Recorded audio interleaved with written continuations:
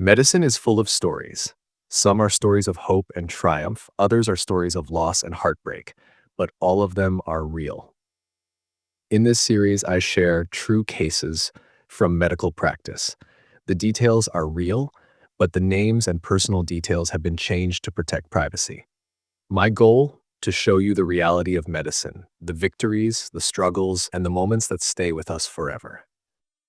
Not every story has a happy ending, but every story matters. A smoker who never thought it would happen to him. Some patients break your heart, not just because of their diagnosis, not just because of the way the disease ravages them, but because they never saw it coming, because in some way, they thought they were untouchable. Michael Turner was one of those patients. He was 52 years old when I met him, a construction worker, broad-shouldered, rough hands, the kind of man who had spent his whole life in hard labor. He walked into my office with the confidence of someone who didn't belong in a hospital. "Doc, my wife's making me do this, says I've been coughing too much." I nodded, flipping through his chart. "How long has the cough been going on?" He shrugged. "I don't know. Months? Maybe a year?" "A year. Any weight loss?" "Lost about 15 pounds, but hell, I could stand to lose a few." He patted his stomach, grinning. "Any pain?" He hesitated. "Just for a second." "Yeah, chest feels tight sometimes. Gets worse when I take a deep breath." I ordered a chest x-ray and a CT scan. 2 days later, the images lit up my screen like a nightmare. A 7-centimeter mass in his right lung. Lymph node involvement, possible metastases to the bones. Stage 4.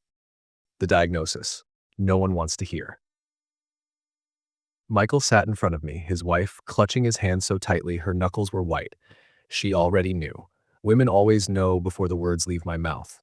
"Michael," I began. "Just say it, Doc." His voice was gruff, but his hands trembled. "It's lung cancer, and it's advanced." His wife let out a strangled sob. Michael just stared at me.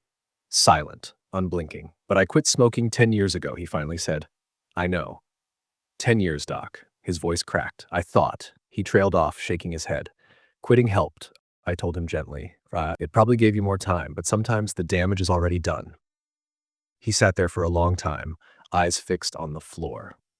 "So what now?" "Fighting a losing battle." We started chemotherapy and immunotherapy, the only real options for stage 4 lung cancer. Surgery wasn't possible. The tumor had wrapped itself around critical blood vessels, spreading its reach like the roots of a tree. The first few months, he fought like hell. He still went to work, still laughed, still acted like nothing was wrong. He cracked jokes with the nurses during chemo, called me Dr. Doom whenever I walked in.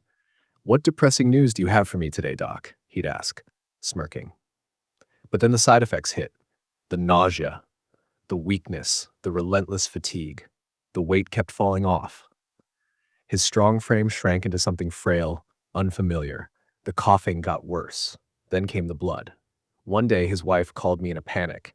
"He collapsed, doctor. He can't breathe." I rushed to the hospital. His oxygen levels were dropping. The cancer had spread to his lungs so aggressively that they were filling with fluid. We drained the fluid, but it was only a temporary fix. Michael looked at me, his once bright blue eyes dull with exhaustion. "Be honest with me, Doc. How much time?" I hesitated. "Weeks, maybe a month." He nodded slowly. "I thought I had more time." The goodbye. Michael made the choice to go home on hospice care. He didn't want to die in a hospital. The last time I visited, he was sitting in his living room, a nasal cannula feeding him oxygen, his wife curled up beside him. "I should have listened sooner," he murmured. "Listen to what?" I asked. He gave a weak chuckle. "Every doctor, every commercial, every damn warning label, I thought it wouldn't happen to me." I didn't know what to say. What could I say? That night, he slipped into unconsciousness. By morning, he was gone. The patient who didn't believe it could happen. Michael wasn't reckless. He wasn't stupid. He was just like so many others, thinking that cancer is something that happens to other people. I wish I could say he was the last patient I lost to lung cancer, but he wasn't. He won't be, because people keep believing they have more time until they don't. If you enjoyed this story, don't forget to like, subscribe, and leave a comment. Your support helps share more stories like this.